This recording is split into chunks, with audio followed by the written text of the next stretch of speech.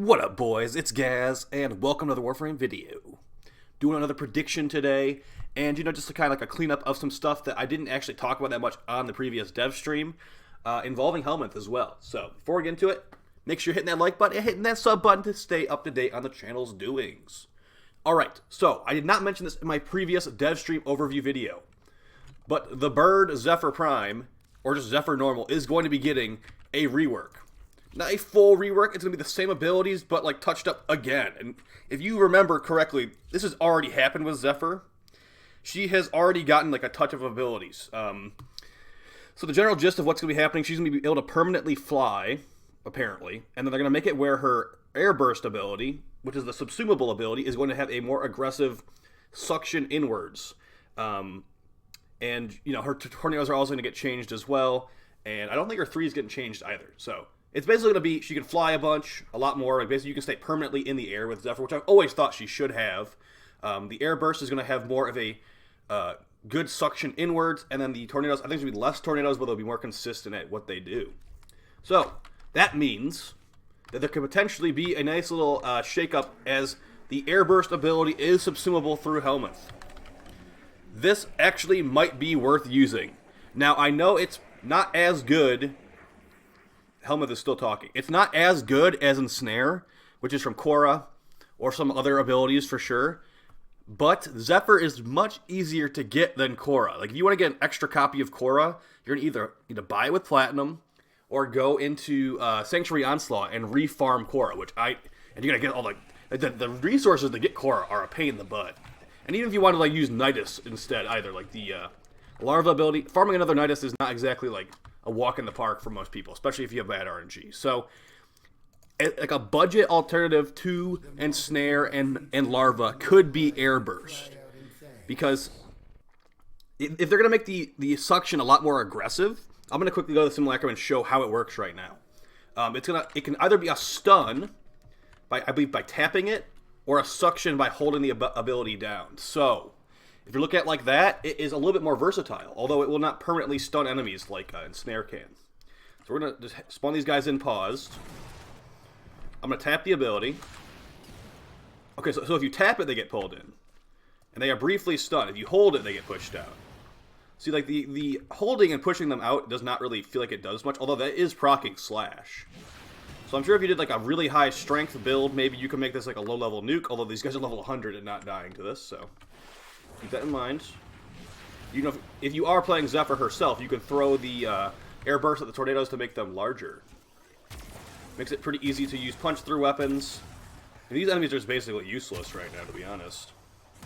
You can even kill them with a Zylok. Alright, so that's going to be a quick update on that. Let's just try, since we're here, let's try a high-strength Zephyr setup just to see how much damage that ability will be pumping out against some maybe unarmored enemies. Why is this one called... oh, that's because I was hunting wisps with that. Oh, we already had a full strength build. Perfect. Okay, perfect. About 300% strength. You can get higher than that for sure. But we're going to stick with this for now. No, may as well put on energy conversion while we're here. Perfect. Okay, so let's like spawn in some techs or something like that.